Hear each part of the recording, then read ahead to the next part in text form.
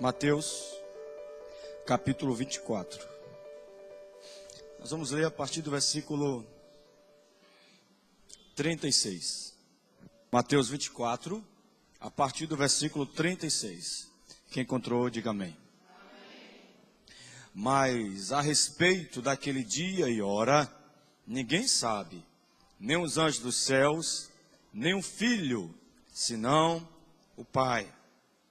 Pois assim como foi nos dias de Noé, também será a vinda do Filho do Homem. Porquanto, assim como nos dias anteriores ao dilúvio, comiam e bebiam, casavam e davam-se em casamento, até o dia em que Noé entrou na arca. E não o perceberam, senão quando veio o dilúvio e os levou a todos. Assim será também a vinda do Filho do Homem. Então 2 estarão no campo, um será tomado e deixado o outro. 2 estarão trabalhando no moinho, uma será tomada e deixada a outra. Portanto, vigiai, porque não sabeis em que dia vem o vosso Senhor.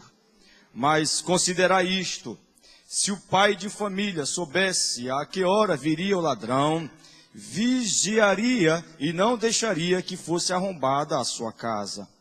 Por isso, ficai também vós apercebidos, porque a hora em que não cuidais, o Filho do Homem virá.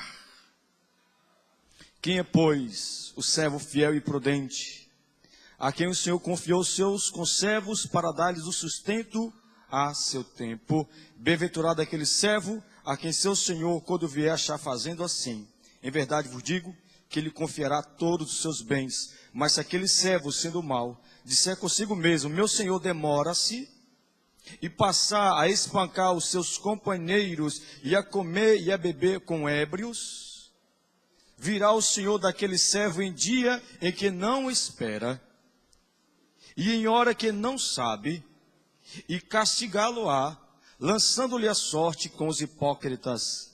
Ali haverá choro e ranger de dentes. Ali haverá choro e ranger de dentes.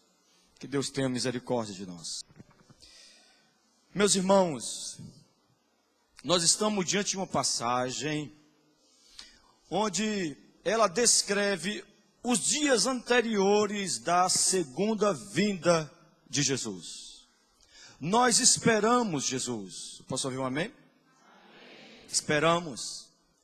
Temos certeza que Ele irá voltar.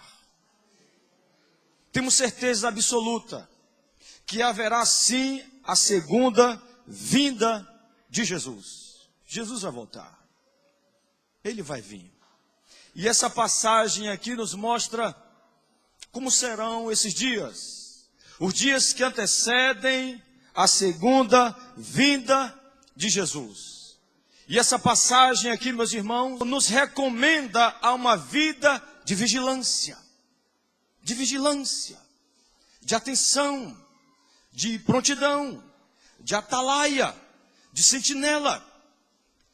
Quando Jesus, ele falava da sua segunda vinda, quase sempre quando ele tocava nesse assunto, sempre ele deixava uma recomendação: vigilância. Muita vigilância. E nós temos aqui uma passagem que fala também sobre isso, sobre vigilância. Aqui nós vemos 3 assuntos importantes nessa passagem que nós acabamos de ler. O primeiro assunto que eu quero trabalhar com vocês está aqui no versículo 36 ao 40. Nós vamos repetir essa leitura, tá bom? Do versículo 36 ao 40. Nós temos um assunto aqui e precisamos declarar esse assunto para a vida de todos vocês. Diz assim: mas a respeito daquele dia, qual dia? Da segunda vinda de Jesus. A respeito daquele dia e hora, ninguém sabe. Ninguém sabe. Nem os anjos do céu, nem o Filho, senão o Pai. Somente Deus sabe quando o Filho irá retornar. E o versículo 37 diz assim: Pois assim como foi nos dias de Noé, também será a vinda do Filho do Homem. Vejam a ênfase no versículo 37. Pois assim como foi nos dias de Noé, também será a vinda do Filho do Homem. O texto está dizendo que assim como foi nos dias de Noé, como foi naqueles dias que antecederam o dilúvio, assim será também os dias que vão anteceder a volta de Jesus. Porquanto, assim como nos dias anteriores ao dilúvio, comiam, bebiam, casavam e davam-se em casamento, até ao dia em que Noé entrou na arca. E não perceberam, você está vendo essa palavra aqui? Do versículo 39, e não perceberam. Não perceberam. O povo não perceberam. Senão quando veio o dilúvio, eles só perceberam quando o dilúvio veio. Quando o dilúvio chegou, foi aí que o povo veio perceber que aquilo que Noé havia pregado durante 120 anos estava acontecendo. Só vieram perceber quando de fato estava acontecendo. E não perceberam, senão quando veio o dilúvio e os levou a todos. O dilúvio veio e levou todos. Todos morreram. Todos foram ceifados no dilúvio. Assim será também a vinda do Filho do Homem. E aí ele vai repetir duas coisas aqui, mas é o mesmo assunto, que diz assim, versículo 40. Então 2 estarão no campo, 2 estarão trabalhando. Um será tomado, um será arrebatado, mas o outro será deixado. 2 estarão trabalhando no moinho, uma será tomada e deixada a outra. E aí o 42 diz, portanto, vigiai. Diga para o seu irmão, vigie meu irmão. Fique atento. Os dias da segunda vinda de Jesus serão iguais aos dias que antecederam o dilúvio. É isso que o texto está dizendo aqui para nós. Então do versículo 36 ao 40, está mostrando para nós aqui um quadro horrendo, terrível, de como serão os dias que antecederão a volta de Jesus.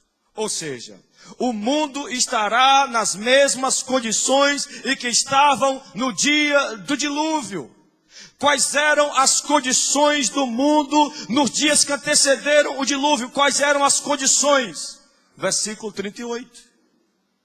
Quais eram as condições? Como é que as pessoas viviam? Como elas estavam vivendo? Antes do dilúvio vir, antes do dilúvio chegar, como as pessoas estavam vivendo? O texto 38, versículo 38 diz para a gente. Porquanto assim como nos dias anteriores ao dilúvio, comiam, bebiam, casavam e davam-se casamento, até o dia em que Noé entrou na arca, e eles não perceberam. O que o texto está dizendo aqui?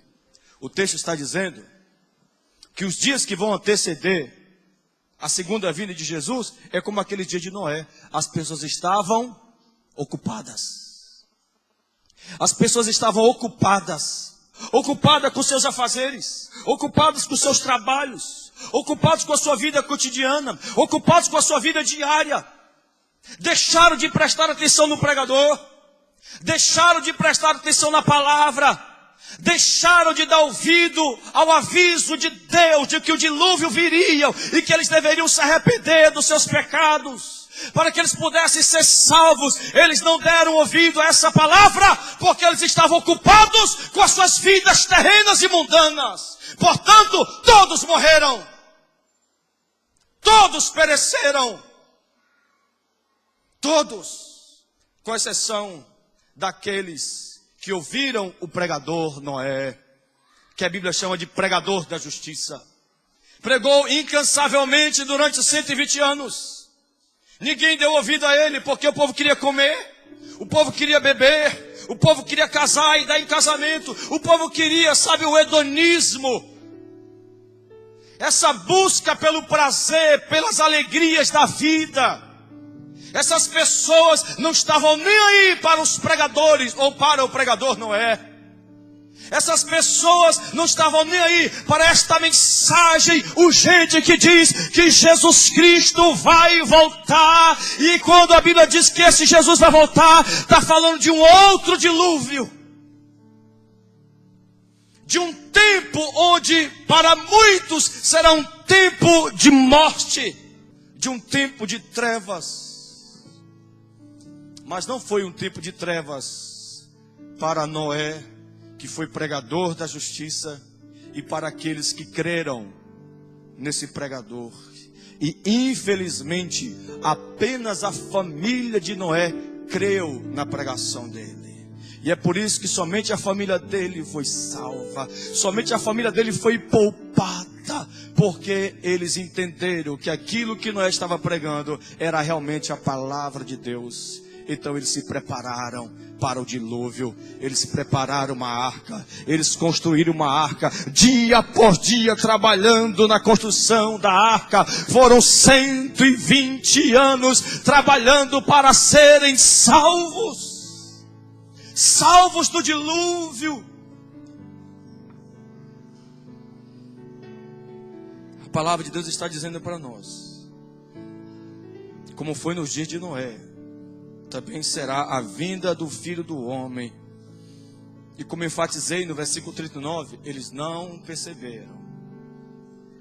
Irmãos, eu acho que a maioria de vocês estão acompanhando a tragédia que aconteceu em Minas Gerais, na cidade de Brumadinho.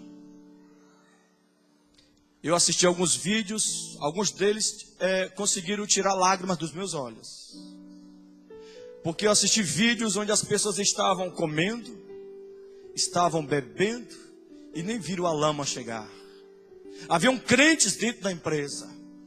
Naquele refeitório que foi devastado por aquela lama terrível, aquela lama mortal, haviam crentes lá dentro, irmão Manuel, que estavam louvando a Deus. Alguém aqui mais assistiu esse vídeo?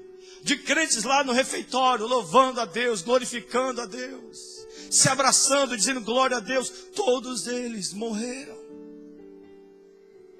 A lama veio. Para aqueles que viviam uma vida só comendo, só bebendo, só se divertindo, não estava nem aí para Deus, nem para as coisas de Deus, não estava nem aí para a Bíblia, não estava nem aí para o Evangelho, não estava nem aí para Jesus. A lama veio ceifar a vida deles e muitos se perderam eternamente. Mas para aqueles que morreram nessa tragédia, mas viviam uma vida, aleluia, nessa expectativa da segunda vinda de Jesus, com certeza, irmãos, eles estão nos céus agora, do lado do nosso Senhor Jesus.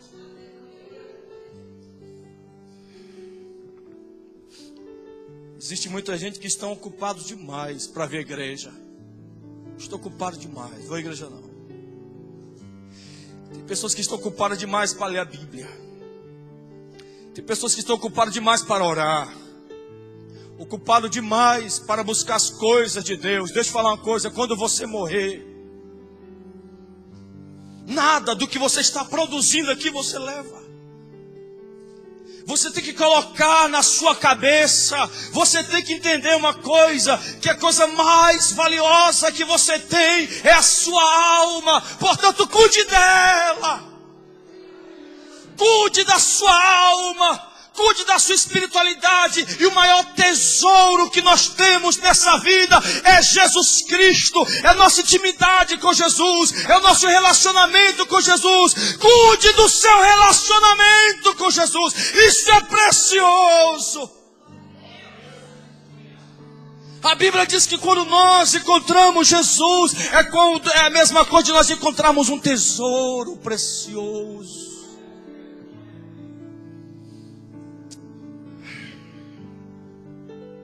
Infelizmente, aquelas pessoas do dilúvio estavam surdas para o pregador, não deram ouvido ao que o pregador estava pregando, não deram ouvido à mensagem do dilúvio, estavam surdas, não queriam ouvir. Você conhece gente assim? Irmãos, é incrível que quando nós pregamos o evangelho, as pessoas ficam aborrecidas, ficam chateadas, se sentem ofendidas. Eu vi ontem lá no aniversário de Vitor, Rosália falando do céu, e pessoas fazendo bico, porque tinha uma serva lá que não estava falando de dinheiro, não estava falando de vida boa, não estava falando de exaltação humana, que a gente até sente nojo de ouvir essas coisas, mas estava falando de saudade do céu, e eu vi pessoas fazendo bico. São pessoas que não entenderam o evangelho, não entenderam a mensagem do evangelho. São pessoas que se dizem cristãs, mas estão surdas para a verdade. Surdas. A Bíblia ela faz advertências para nós. E a advertência é esta: Jesus vai voltar. Prepare a sua arca, porque ele vai voltar. Se você estiver dentro da arca, você será salvo. Mas se você estiver fora da arca, você morrerá eternamente. Como nós podemos preparar a nossa arca? Nos arrependendo dos nossos pecados todos os dias, irmãos. Gente, vida cristã não é brincadeira não. Vida cristã todo dia é uma luta, todos os dias, todos os dias. Isso não vai acabar até que Jesus Cristo volte, ou até que nós morramos. Isso não vai acabar. Todos os dias é uma luta para amar a Cristo, é uma luta para priorizar Cristo, é uma luta para dar exclusividade para Deus. Não se faça de surdo. Não se faça de surdo. Tem gente que vem para a igreja, mas não ouve a palavra. Vem fazer o que aqui? Se você não quer ouvir a palavra, você vem fazer o que aqui, meu irmão? Não se faça de surdo. Não finja que não está ouvindo. Não seja como aquelas pessoas do dilúvio, que não deram ouvido ao pregador. Deus faz advertências para nós. Então os dias de Noé são um verdadeiro tipo dos dias em que Jesus Cristo irá retornar. Foram milhões de vidas ceifadas pelo dilúvio. Incrédulos, gente insensata, gente mundana, que não olhava para as coisas eternas. Gente que vivia uma vida somente olhando para essas coisas desse mundo. Gente, quando nós falamos de mundanismo, eu não estou falando só de pecado não, gente. Porque o texto aqui está enfatizando coisas que não são propriamente pecado. Comer não é pecado, beber não é pecado, casar não é pecado, dar em casamento não é pecado. Essas coisas só se tornam pecado quando a nossa vida só é focada nestas coisas. É quando nós vivemos em prol dessas coisas. É quando você vive, acorda de manhã e vai para o trabalho e volta de casa, depois assiste alguma coisa, depois vai dormir, depois no outro dia é aquela rotina de novo, aquela rotina, e você não tem tempo para Deus, você não tem tempo de vir à igreja, você não tem tempo de pensar um pouco na sua espiritualidade, você às vezes não busca entender um pouco o sentido da vida. Qual é o sentido da vida? Eu fico vendo pessoas fazendo esse tipo de pergunta sem ter que ler o livro de Eclesiastes. Qual é o sentido da vida? O grande sábio escreveu para nós que o fim da vida, o sentido da vida é temer a Deus e obedecer a sua palavra. É isso que a Bíblia diz, o sentido da vida mora aí. A vida não tem sentido sem temor a Deus. Afinal de contas, o princípio da sabedoria é temer a Deus. Se nós não temermos a Deus, irmãos, nós não estamos vivendo. Nossa vida só faz sentido quando nós vivemos para a glória daquele que nos criou, o nosso Deus. Temos que temer a Ele. guiar a nossa vida em direção dele. Então, se você viver uma vida como se Deus nunca fosse voltar, como você nunca fosse ser julgado pelo grande juiz da terra, o Deus Jeová, o Todo-Poderoso, se você vive uma vida distraída, relaxada, você vai sofrer as consequências disso. E quando você perceber que você gastou a sua vida com coisas que não eram eternas, quando você perceber que você desperdiçou a sua vida, talvez será tarde demais, talvez será no toque da trombeta, quando Deus arrebatar teu pai, quando Deus arrebatar tua mãe, e tu perguntar: cadê meu pai? Cadê minha mãe? Deus levou. Será tarde demais para você. É como diz um pregador antigo da Assembleia de Deus, Pastor Ricardo, não sei de que, é Pastor Ricardo, só lembro disso. Foi a primeira pregação que eu vi em áudio na minha vida. Muitos vão ficar vendo o navio. Esse era o tema da pregação. Muitos vão ficar vendo o navio. Muitos vão ver o pai subindo, a mãe subindo, e vão ficar para trás, porque deram mais importância para as coisas dessa vida do que para a sua alma e do que para um relacionamento com Deus. Então o texto nos recomenda: tenham cuidado para não sermos encontrados como essas pessoas, como esses milhões de pessoas que estão morrendo sem Deus, estão morrendo sem Jesus e indo para um lugar que ninguém aqui gostaria de ir. Esse lugar é terrível, você não faz ideia do quanto ele é terrível. Você não faz ideia. Jesus quer te salvar desse lugar. Basta que você se arrependa dos seus pecados, foque a sua vida em Jesus, Ele salvará você. Não importa quantos pecados você cometeu, não importa o quanto você se sujou, não importa. O sangue de Jesus é poderoso para te limpar de qualquer pecado. Ele é poderoso, Ele é capaz de fazer isso. O segundo assunto nós encontramos aqui no versículo 40 ao 41, que diz assim: então 2 estarão no campo, um será tomado e o outro será deixado. Vamos repetir isso? Então 2 estarão no campo, um será tomado, 2 estarão trabalhando no moinho, uma será tomada e a outra será deixada. Olha, essa palavra é triste. Deixada. Deixado. Então nós estamos lendo aqui 2 vezes o texto dizendo: um será tomado e o outro deixado. Irmão, no presente, agora no presente, os filhos de Deus estão misturados com os filhos desse mundo. Então, no presente estão os filhos de Deus juntos e misturados com os filhos do mundo. Estão todo mundo junto. Crente, descrente, tudo junto, todo mundo vivendo junto. Isso até mesmo na sua casa, não é verdade? É a esposa que é crente, mas o marido descrente, olha só.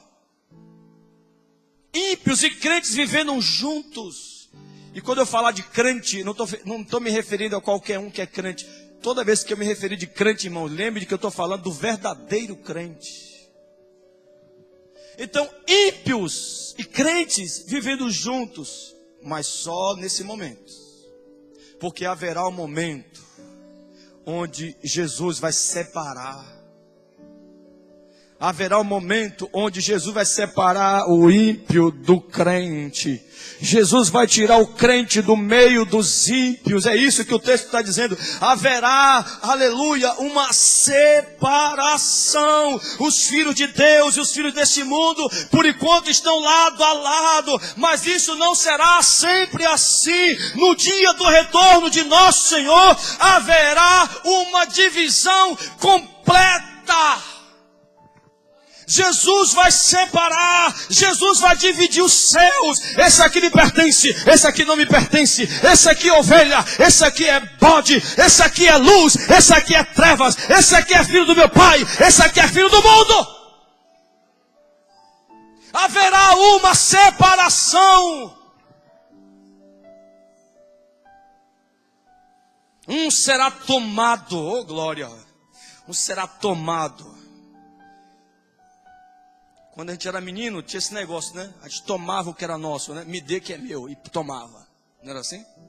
Isso aqui é meu, me dê. Não é? Pois é, seremos tomados para a glória, aleluia. Porque somos de Deus, somos propriedade de Deus. Quem é propriedade de Deus? Quando Jesus Cristo vier, aleluia, Ele vai dar ordem aos seus anjos e vai dizer: pega todo mundo que é meu aí e traz para mim. Todos que são aqui meus, tragam, tome todos eles do mundo, são meus. Seremos tirados desse mundo de súbito, aleluia.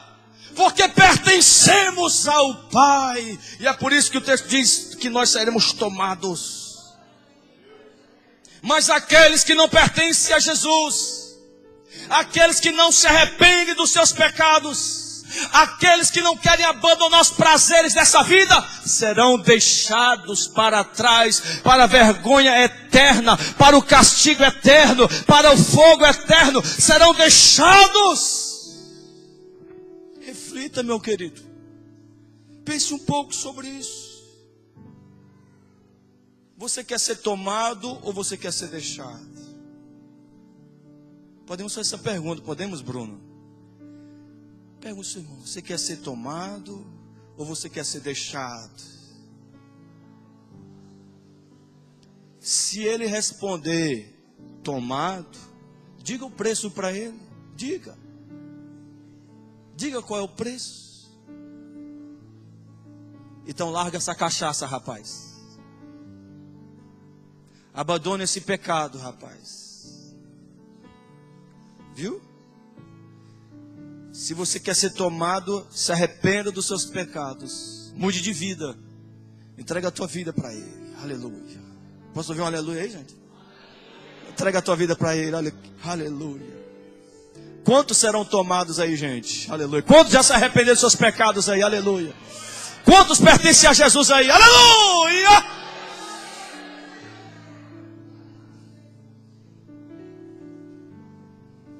Haverá uma completa separação quando Jesus Cristo voltar. Ele vai separar. Separa aí. Separa. Haverá uma separação. Deus vai nos tomar para Ele, aleluia. Vai ser no piscar de olhos. Vai ser ao romper da última trombeta, aleluia. No romper da última trombeta, aleluia. Cada um será separado do outro para sempre. A esposa que passou a vida inteira ali na presença de Deus, servindo a Deus, e durante anos pregando para o marido, do mesmo modo que Noé passou anos pregando para aquele povo, e o marido deu ouvido à esposa, do mesmo jeito que muitos não deram ouvido para Noé. Então a esposa será tomada e o marido será deixado para trás. Do mesmo modo como os pais pregavam para os seus filhos, e os filhos não davam ouvido para os seus pais, então os pais serão tomados e os seus filhos serão deixados. Da mesma forma que irmãos, pregadores da justiça, pregavam para os seus outros irmãos: vamos à igreja, aleluia, se arrependa. Ai, meu irmão, entrega a tua vida para Jesus. E eles não queriam, eles não deram ouvidos, eles foram obstinados. Então aquele irmão será deixado.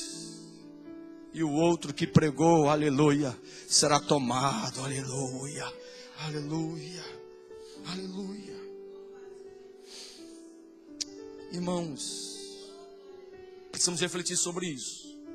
Porque quando esse dia chegar, e esse dia vai chegar, como nós seremos separados, não haverá tempo para despedida, não haverá tempo para arrependimento, não haverá, não vai dar tempo, não tem como se despedir.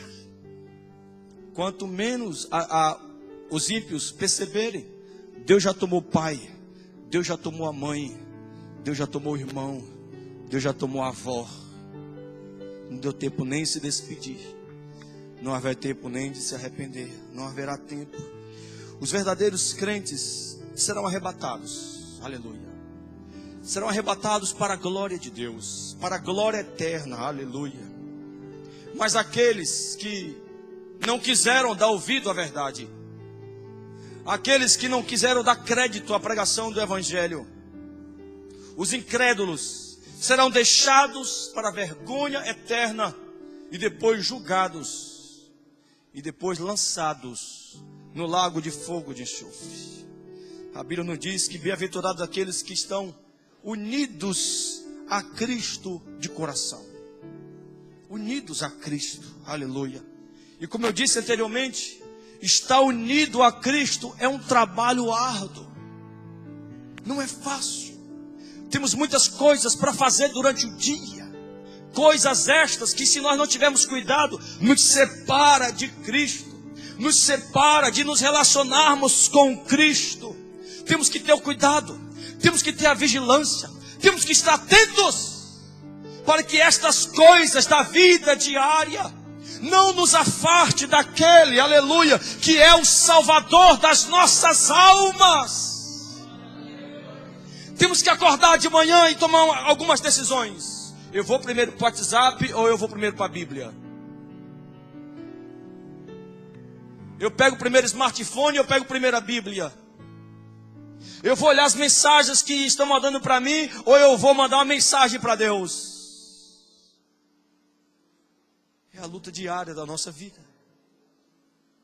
A luta diária. Mas aqueles que lutam essa vida diária, todos aqueles que estão batalhando dessa forma, lutam para isso. Para todo dia agradar a Jesus, todo dia buscar Jesus. Quantas pessoas fazem isso aqui? Dá um glória aí, gente. Só algumas pessoas que fazem isso. Aqueles que estão nessa batalha diária, dia por dia, lutando, batalhando, guerreando, aleluia! Para demonstrar cada vez mais amor por Deus, amor por Jesus. Isso significa, de acordo com a Bíblia, que essas pessoas estão unidas a Cristo. Estão unidas. Porque as tentações vêm para focar mais no trabalho, para ganhar mais dinheiro, para se esforçar na vida diária. Não estou dizendo que você não tem que trabalhar, não estou dizendo que você não tem que ganhar dinheiro. Eu estou dizendo quando a sua vida gira em torno disso. Quando você prioriza mais sua vida mundana do que a sua vida espiritual. Você não pode fazer isso. Mas aqueles que estão nessa luta, nessa guerra, nessa batalha, de estar vivendo dia por dia unido a Cristo, isso significa, biblicamente falando, que verdadeiramente elas estão unidas a Cristo. Aleluia. No livro de Romanos, capítulo 8. Vamos dar uma lida aqui, Romanos capítulo 8, versículo 33. Tem algo aqui que podemos descansar. Podemos encontrar alívio, aleluia. Podemos. Romanos 8. A partir do versículo 33. Para aqueles que estão nessa luta diária, de sempre buscar a Jesus. Custe o que custar. Nós podemos descansar nessa verdade bíblica. Romanos 8, 33. Que diz assim. Amém? Quem tentará acusação contra os eleitos de Deus? Quem tentará acusação contra os eleitos? Quem? É Deus quem os justifica. Amém? Quem os condenará? Quem? Quem? Quem vai nos condenar se nós estamos ligados em Jesus, se nós estamos unidos a Jesus, se nós amamos a Jesus com toda a nossa imperfeição, com toda a nossa limitação? Nós amamos Jesus, eu creio. Eu sei que tem pessoas aqui que não amam Jesus, eu sei, mas eu sei que tem pessoas aqui que amam Jesus, que estão lutando diariamente contra a sua carne, contra os prazeres da vida, sabe? Estão lutando dia por dia ali para agradar mais a Deus. Tem dia que vence, tem dia que não vence, mas não desistam de lutar, estão dia após dia tentando, buscando, aleluia. Estas pessoas foram justificadas, essas pessoas foram eleitas. Quem vive assim, irmão, nessa luta, oh gente, é dia após dia lutando. Tem dia que a gente vence, vencemos mesmo, que chegar a gente fala em línguas, mas tem dia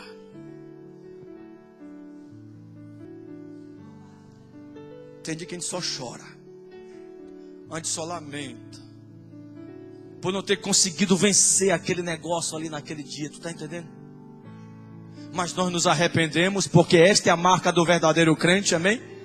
Quando nós não vencemos aquilo, nós nos arrependemos. Chegamos diante do trono de Deus, te rasga o coração, abre a boca e diz: Deus meu, eu pequei, eu falhei, me perdoa, meu Deus, aleluia. E quando nós nos arrependemos desse modo, quebrantado e contrito, nós experimentamos algo poderoso na nossa vida. Nós experimentamos o perdão, a graça e a misericórdia maravilhosa de Deus, aleluia. Quem tentará acusação contra os eleitos de Deus? É Deus que justifica. Quem os condenará? É Cristo quem morreu, ou antes quem ressuscitou, o qual está à direita de Deus e também intercede por nós. Intercede. Você não está entendendo? Jesus intercede por nós. Eu acho isso maravilhoso. Porque tem dia que eu não consigo nem interceder por mim. Nem por mim. Eu consigo orar por mim. Eu dobro, já não sai nada, absolutamente nada. Tem dia que eu dobro o joelho e falo: hoje eu vou orar uma hora. Que nada, não é nem 2 minutos. De tão fraco.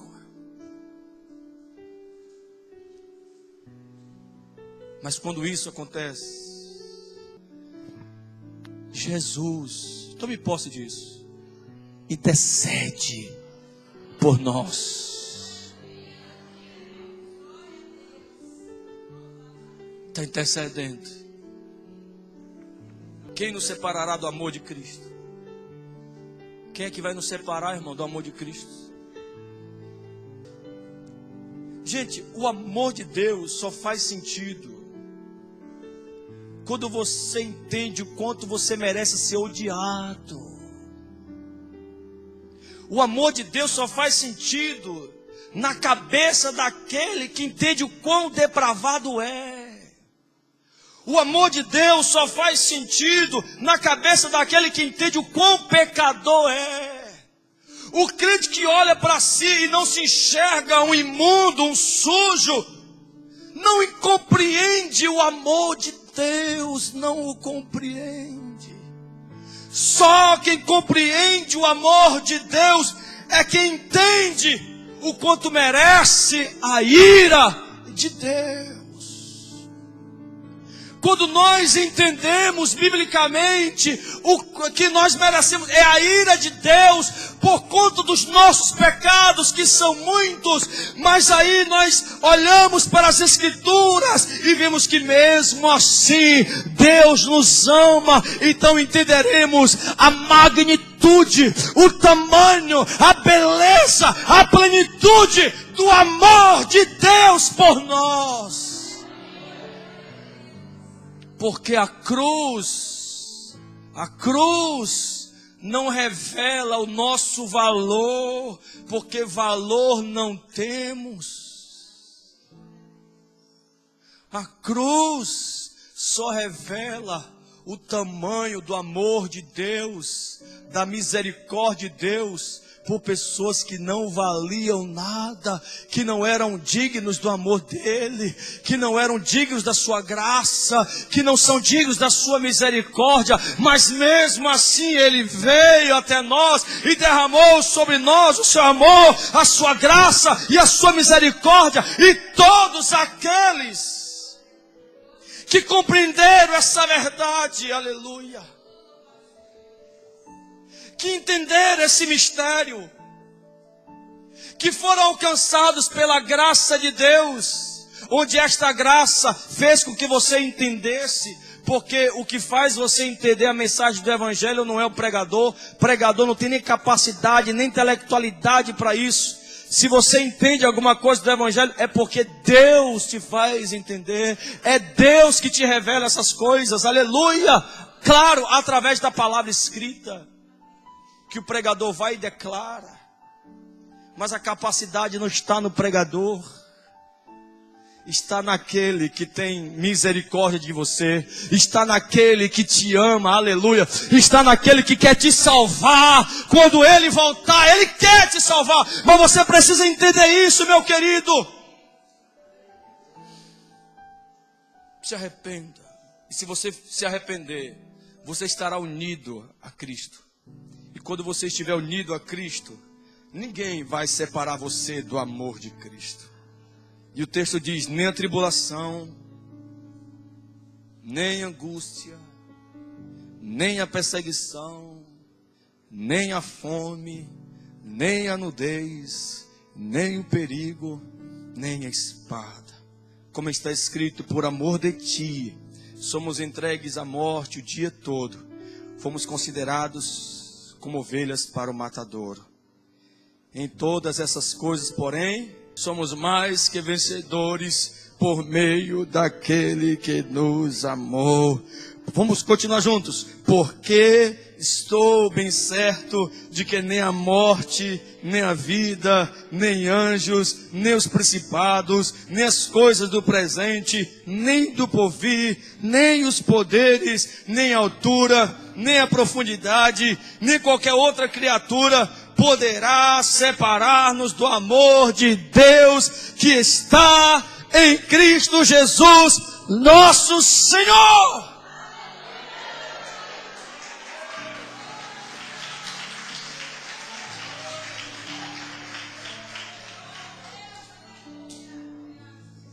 No dilúvio, quem estava unido a Cristo pela pregação de Noé, o dilúvio não conseguiu separar eles, não destruiu eles. Quando Cristo voltar, para aqueles que estão unidos a Jesus, nada, absolutamente nada, vai arrancar essas pessoas das mãos de Cristo. Absolutamente nada. É por isso que o texto diz: tomados, porque somos propriedades exclusiva de Deus. Você nunca pode tomar aquilo que não é seu, pode? Você nunca deve tomar aquilo que não é seu. Nunca. Você só toma aquilo que te pertence. Todos aqueles que se arrependeram dos seus pecados, entregaram sua vida para Jesus, são propriedades de Jesus. Somos dele. A gente não é perfeito, não é, Julimar? Mas somos dele. Pertencemos a ele. Ele vai nos tomar. Querido, dá tempo ainda você ser dele. Pode ser dele. O último assunto está aqui no 42. O último assunto aqui é o do 42, que diz assim: portanto, vigiai, porque não sabeis em que dia vem o vosso Senhor. Quando é que Jesus vai voltar, gente? Alguém sabe dizer aí para mim, por favor? Portanto, vigiai, porque não sabeis em que dia vem o vosso Senhor. E aí o 43 diz assim: mas considerai isto: se o pai de família soubesse a que hora viria o ladrão, vigiaria e não deixaria que fosse arrombada a sua casa. Por isso ficai vós apercebidos. Ficai o quê? Apercebidos. Porque a hora em que não cuidais, a hora que você menos imaginar, a hora que você menos esperar, Jesus vai voltar. Ele vai voltar. Aleluia. Toda vez que Jesus Cristo fazia alusão à segunda vinda dele, como eu disse, ele sempre dizia, ele sempre trazia essa recomendação: vigiai, Por que Jesus fala isso? Porque todas as vezes que Jesus fala da sua segunda vinda, Ele recomenda: vigiai, vigiai. É porque Ele sabe que a nossa alma sofre de uma dormência, de esquecimento, que a gente às vezes esquece que Ele vai voltar, que às vezes a gente para de vigiar, que às vezes a gente vive uma vida como se Ele não fosse voltar. Ele sabe que isso acontece. Ele sabe que tem dia que a gente, eita, glória a Deus, Jesus se voltar hoje vai ser fogo puro, aleluia, glória a Deus. Mas tem dia que a gente está vivendo, irmão, num mundanismo terrível. Ele sabe. Ele sabe que tem dia na nossa vida que estamos atentos, mas tem dia que nós estamos distraídos. Ele sabe. Ele sabe disso. Ele sabe das nossas fraquezas. Ele sabe. Ele conhece muito bem os seus, aleluia. Ele sabe que a nossa fé às vezes vacila. E é por isso que Ele diz: vigiai. É porque Ele sabe que nós não somos fortes. É porque Ele sabe que nós somos fracos. É porque Ele sabe, querido, que nós passamos por muita luta aqui nessa vida. É porque Ele sabe que tem coisas que querem nos sucumbir: o trabalho, a família, as dívidas, o emprego. Tenta, sabe, nos sufocar. Ele sabe disso. Então Ele diz: vigiai. Fiquem atentos. Aleluia. Vigiai. Então Ele sabe também que nós temos um inimigo.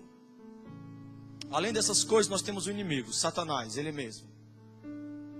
O diabo, ele é terrível. O diabo, às vezes nós damos brecha para ele, ele entra na nossa vida e tenta nos tirar do foco, tenta nos tirar do nosso objetivo principal, que é Jesus. O diabo, ele aproveita as situações da nossa vida para arrancar essa doutrina do nosso coração. Quando a Bíblia fala de coração, não fala desse órgão que bate, que pulsa, mas a Bíblia fala de coração como centro da vida humana.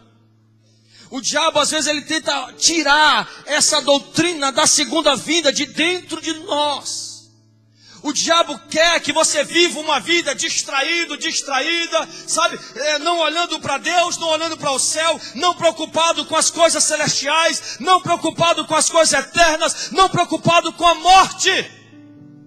O diabo quer arrancar isso das pessoas. Ele quer arrancar tanto que você conhece pessoas que quando você fala de Deus, a pessoa se espinha toda. Não tem essas pessoas assim? Um cristão não pode chegar nem perto que ele já começa a ficar incomodado.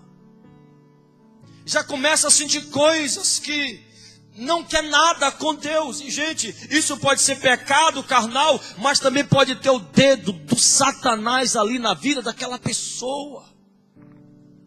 Na minha vida também, na sua vida também. O apóstolo Pedro, depois de fazer a maior declaração do mundo, o apóstolo Pedro, depois de dizer que Jesus Cristo é o Filho de Deus, ele foi usado por Satanás. Satanás falou na boca de Pedro. Não venha com essa não, irmãos. Satanás, ele pode sim, às vezes nos influenciar, nos distrair, tentar nos desmotivar, tentar nos tirar da presença de Deus. E o que é que nós temos que fazer? Vigiar. Minha vida está desse jeito. É por causa de mim ou por causa do diabo? Ou é os dois juntos? Eu e o diabo trabalhando junto. A forma que eu estou vivendo está agradando mais a quem? Como eu estou me comportando? Será que a forma como eu estou vivendo a minha espiritualidade é uma vigilância? Demonstra que eu estou vigiando? Ou demonstra uma falta de atenção na minha vida?